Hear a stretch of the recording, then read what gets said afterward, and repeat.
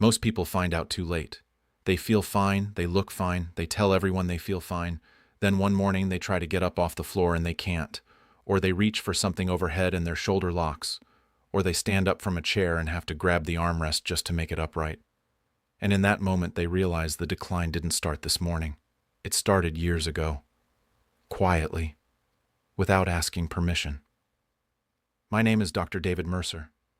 I've spent 31 years studying aging patterns in over 11,000 patients between the ages of 65 and 95. And here is what I can tell you with certainty after examining thousands of bodies at this stage of life. The body does not fail all at once. It follows a sequence.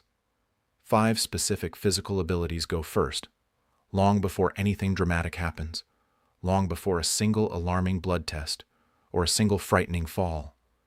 And if your body can still do these 5 things at 70, you are not just doing okay.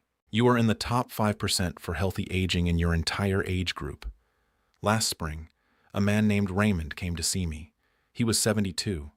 His daughter had driven him in and sat in the waiting room. Raymond walked in alone, shoulders back, moved well, looked strong for his age. He sat down and said, "Doctor, my daughter thinks I need to slow down. I think I'm doing fine." We ran a full physical. His blood work was reasonable. His blood pressure was managed. His heart was in decent shape. Then I ran 5 functional tests, not lab tests, not imaging. 5 simple physical assessments that take about 12 minutes total. Raymond failed 3 of them. He sat in that chair looking at me like I had made a mistake or misread the results. "Doctor, I mow my own lawn every week. I carry my own groceries. I drive myself everywhere I need to go. How can I be failing anything?" I told him the lawn and the groceries were not the tests, and that what I had just discovered was more important than either of them. Before I show you what those 5 abilities are, subscribe right now. What comes next is the kind of information that changes how you approach the next 20 years of your life. Most routine checkups will never cover what I'm about to show you. Ability number 1. You can lower yourself to a chair slowly and with full control, taking at least 3 full seconds on the way down, without grabbing the armrests and without dropping the last few inches.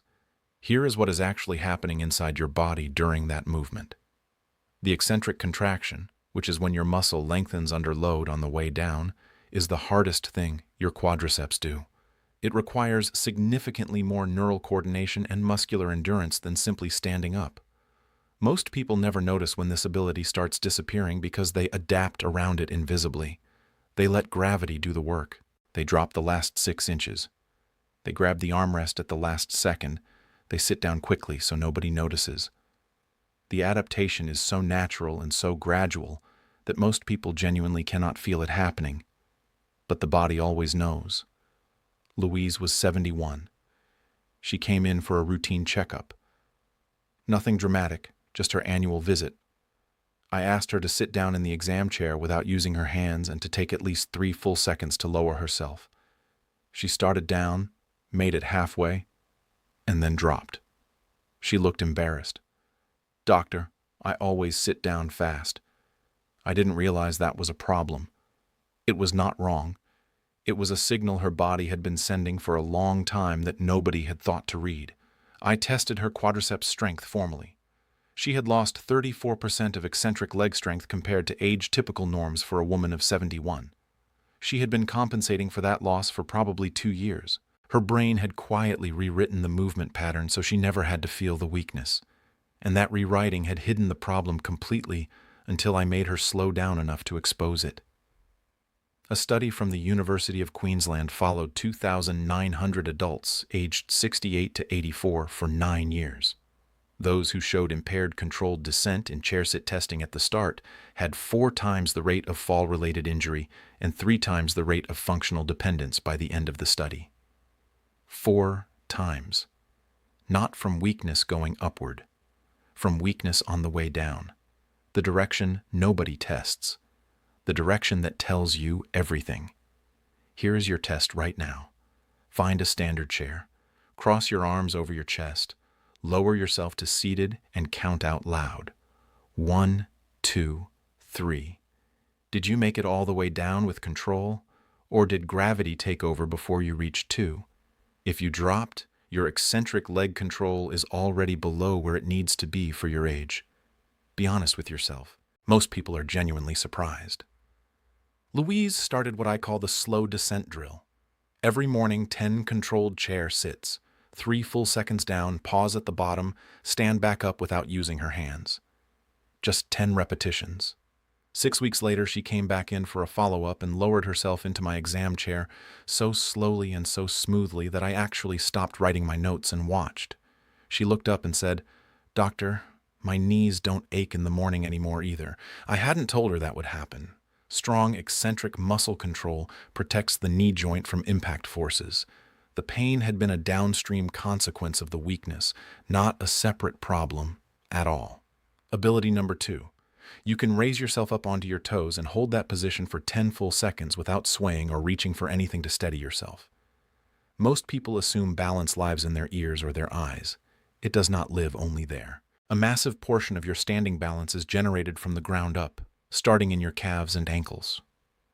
Your soleus and gastrocnemius muscles, the twin engines of the lower leg, are responsible for roughly 70% of the stabilizing force that keeps you upright during walking and standing.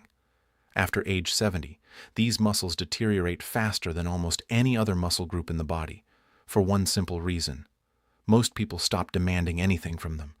Flat shoes, flat floors, escalators and elevators. The calves go quiet, and then they go weak, and then the entire balance system built on top of them starts to fail.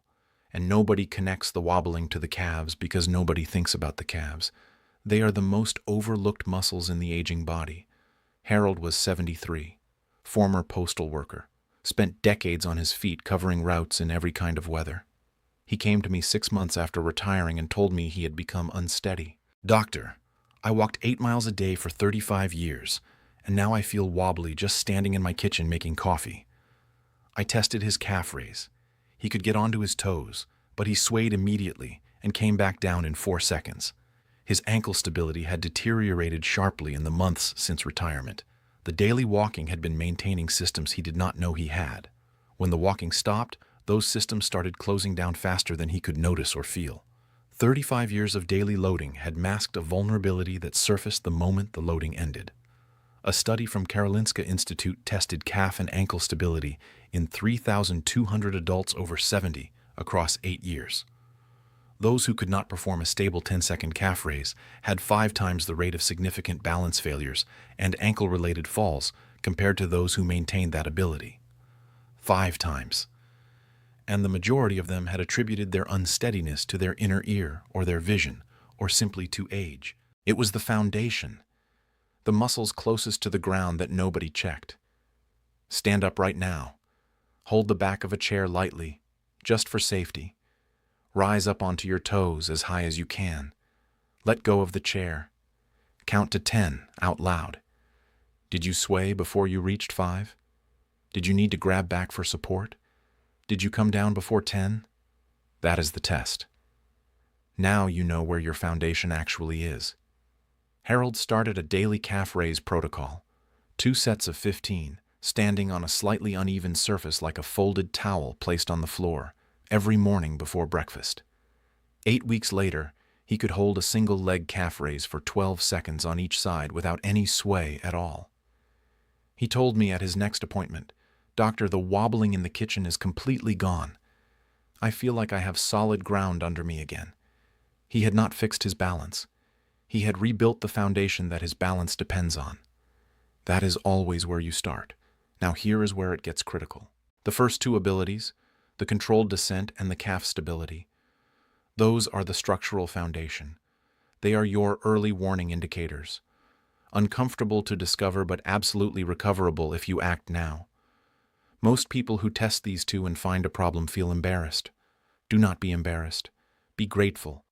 You found it early enough to do something about it. The next 3 abilities are different in kind entirely. These are the ones that determine whether you will be fully independent at 85 or whether someone else will be managing your daily life and making decisions about where you live. They are the reason people go from thriving to dependent in under 2 years. They are what families argue about quietly at dinner when they think you cannot hear. And the third ability is already changing inside your body right now, without any pain, without any warning, and without a single signal you can feel. Ability number 3. You can reach both arms fully overhead with palms facing forward and hold them flat without arching your lower back to compensate. This one surprises people every single time. They raise their arms and they believe they are reaching overhead. They are not. They are lifting their arms to about 80% of full elevation and then arching their lower back to fake the final 20%. The lumbar spine bends to compensate for what the shoulders can no longer do. That compensation, performed dozens of times per day over years and decades, is one of the primary mechanical drivers of the chronic lower back pain that affects the majority of adults over 70. They are not suffering from back problems. They are suffering from shoulder problems that the back has been quietly absorbing, one movement at a time, for years. Margaret was 74. She came in for lower back pain that had been building for 3 years. She had seen 2 chiropractors, had 1 orthopedic consultation, and had completed a full course of physical therapy. All of it focused on her lumbar spine. Nothing had provided relief that lasted more than a few weeks. I asked her to stand with her back against the wall and raise both arms overhead, palms forward, trying to get her hands flat against the wall without any gap opening at her lower back. She raised her arms to about ear level, and then her lower back came off the wall by 4 inches as she pushed higher. I asked her to try again. Same result. "Margaret," I said, "when did you stop being able to raise your arms fully overhead?" She looked genuinely confused. "I can raise them, doctor." "Look." She raised them again. Her back came off the wall again. She had no idea she was compensating.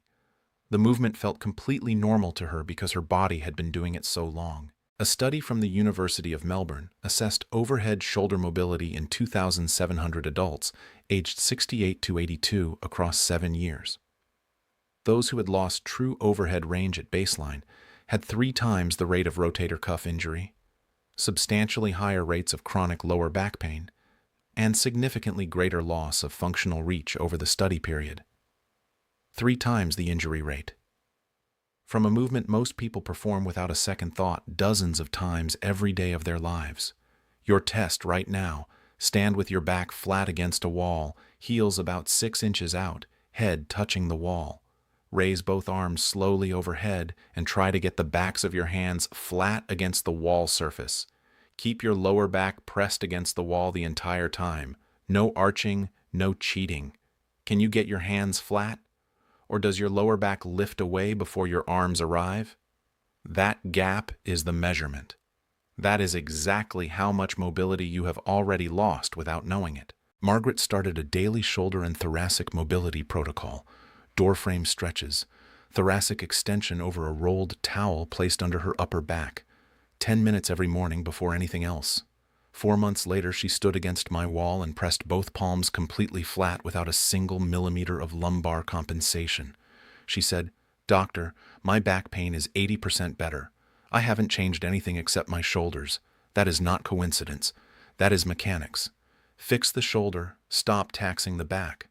Ability number 4. You can walk heel to toe in a straight line for 10 consecutive steps without stepping off the line or reaching for anything to steady yourself. Tandem walking, placing one foot directly in front of the other so that the heel of the front foot touches the toes of the back foot with each step, is one of the most sensitive neurological aging tests available outside a clinical laboratory. It requires your cerebellum, your vestibular system in the inner ear, your proprioceptive sensors in the feet and ankles, and your visual cortex to all communicate with each other in real time with millisecond precision. When any one of those systems begins to decline, tandem walking reveals the failure immediately. Long before you fall, long before a routine physical examination would catch anything at all. Dorothy was 76. She came to me after 2 stumbles in 3 months. Not full falls. Stumbles. She caught herself both times before hitting the ground. She insisted she was fine. "Doctor, they were nothing. I just wasn't paying attention when it happened." I asked Dorothy to walk heel to toe across my examination room, 10 steps, without looking down at her feet. She made it to step 4 before her right foot drifted wide and she had to steady herself on the exam counter. I asked her to try again. Step 5. Again. Step 4. Her cerebellum was struggling to maintain the precision the movement required. This was not a matter of inattention. This was her neurological system sending a message that her stumbles had not been accidents at all. A study from Northwestern University tested tandem gait in 3,500 adults over age 70 across 6 years. Those who could not complete 10 steps of tandem walking cleanly had 6 times the rate of significant fall events within 2 years compared to those who completed it without deviation, 6 times. And the researchers noted that tandem walk failure predicted those falls an average of 14 months before they occurred. 14 months of warning built into every person who bothered to test themselves. Most people never do. Your test right now. Stand at one end of your hallway. Walk heel to toe, front heel touching back toes with every step. 10 steps. Keep your eyes forward, not down at your feet. Do not hold the wall unless you absolutely need to for safety. Count your clean steps. Did you drift before 10? Did you step out of the line? Did you waver badly enough to catch yourself? Count honestly. That number is your current neurological precision. Dorothy started daily tandem walking practice. Every morning, the full length of her hallway and back, heel to toe, slow and deliberate, counting every step on a notepad she kept on the kitchen counter. 6 weeks later, she completed 20 consecutive clean steps without any deviation. She told me at her follow-up, "Doctor, I haven't stumbled once. I stopped dreading my front porch steps." When the nervous system is given the right repetitive demand, it responds. The precision comes back. The brain rewires. Ability number 5. And this is the one that predicts more about your independence over the next decade than almost any clinical test I can order. You can hold a full squat with heels flat on the floor for 30 seconds without holding on to anything. This will seem too simple at first. It is not simple at all. The deep squat is the most comprehensive functional test of lower body mobility, hip flexibility, ankle range, core stability, and posterior chain strength that exists in a single movement. Cultures where people regularly rest and work in a deep squat throughout their adult lives have a fraction of the hip fracture rates, the lower back injury rates, and the mobility-related care admissions seen in cultures where chairs replaced the floor 2 generations ago. The deep squat is not an exercise routine. It is a fundamental human resting position that the body is designed to maintain. And in most 70-year-old Americans, it has vanished entirely, not because of age, because of decades of chairs and flat floors and movements that never asked the hips or ankles to go to their full range. Edward was 78, retired engineer, still drove himself everywhere, still sharp and independent. He came in for what he called a general tune-up. I asked him to attempt a full deep squat, heels flat, arms extended forward for balance, and hold it. He got about 1/3 of the way down before both heels came off the floor. He tried again with his heels raised on a folded jacket. He got halfway down before he grabbed my arm to keep from tipping backward. He looked genuinely startled. "Doctor, I used to do this easily. My father squatted in the garden every single evening after dinner. What happened to me?" I told him what had happened. His ankle dorsiflexion was severely restricted from years of stiff-soled shoes and flat surfaces. His hip flexors had shortened from decades of sitting. His thoracic spine was too rigid to allow the forward lean the position requires. And his posterior chain no longer had the strength to manage his body weight at that depth. All of that information from one movement, all of it invisible until I asked him to squat. A study from São Paulo University tested deep squat ability in 2,400 adults aged 70 to 85 across 10 years. Those who could hold a full flat-footed squat for 30 seconds or more at baseline had 72% lower rates of hip fracture, 61% lower rates of mobility-related hospitalization, and lived an average of 4 years longer than those who had lost the position entirely. 4 years of additional life associated with a single movement pattern. The researchers concluded that squat ability was a reliable proxy for the preservation of the full kinetic chain, every joint from the ankle to the hip to the spine functioning together without substitution or restriction. Your test right now. Stand with your feet shoulder width apart. Lower yourself into a squat as deep as you can go while keeping your heels flat on the floor. Hold it. Count out loud to 30. How far did you get? Did your heels come up immediately? Did you tip backward? Did you make it to 10 seconds? 20, the full 30? Be honest. This is not about pride. This is about knowing exactly where you stand. Edward started with assisted squats, both hands resting on a stable counter, lowering himself a few inches deeper each week, holding for 5 seconds, then 10, then 20 as the weeks went by. He added daily ankle mobility work, stretching the calves against a wall, and hip flexor stretching lying on the floor each morning. He told me at his 2-month check-in that he had not felt this kind of effort in his legs since he was in his 50s. It took 5 full months total. At his next annual visit, Edward walked to the middle of my examination room, lowered himself into a full flat-footed squat, arms out in front, held it for 35 seconds, and stood back up without touching anything.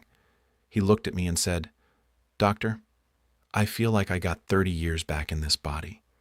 I told him the truth. You did not get 30 years back. You earned the next 30.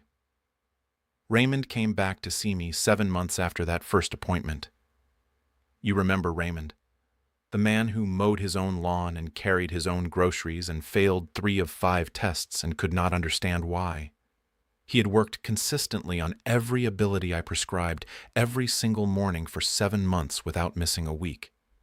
He walked into my exam room and lowered himself into the chair in 3 full controlled seconds without touching the armrests, stood up, raised both arms flat against the wall, with his lower back staying pressed to the surface the entire time, walked 10 clean tandem steps across the room without a single deviation.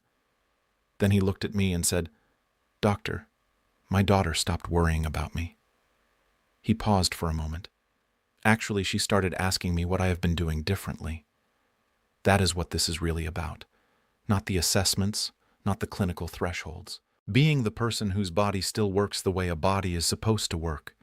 Being the person in the room who doesn't need help. Being the person your family is proud of rather than worried about. Your body at 70 is not finished. It is not declining on a fixed schedule. It is waiting to be asked. Every single one of these 5 abilities responds to consistent demand. The controlled descent rebuilds in 6 weeks. The calf stability returns in 8. The shoulder overhead range recovers in 4 months. The tandem walk precision comes back in 6 weeks. The deep squat takes the longest, 3 to 5 months, but it comes back. Start today. Not next week. Today. Pick the ability that was furthest from where it should be and give it 10 minutes every morning. Nothing more than 10 minutes. Track your progress in writing. In 3 months, your body will feel different. In 6 months, your family will notice before you think to mention it. In a year, you will be the person at the dinner table that everyone else is quietly watching and wondering about. Here is the truth about aging that nobody says clearly enough. The people who stay independent into their late 80s and 90s are not the ones with the best genetics, or the best doctors, or the best luck. They are the ones who kept asking their bodies to do things that matter. They tested themselves honestly. They found what was slipping, and they got to work before a crisis forced the issue. That is all this is. Find it. Work on it. Before it becomes someone else's problem to solve. Raymond's daughter called my office 2 weeks after that appointment. She told me her father had outwalked her to the car after dinner. He is 72. She is 44. She wanted to know what I had done to him. I told her I had done nothing at all. Her father had done everything himself. That is available to you, starting today.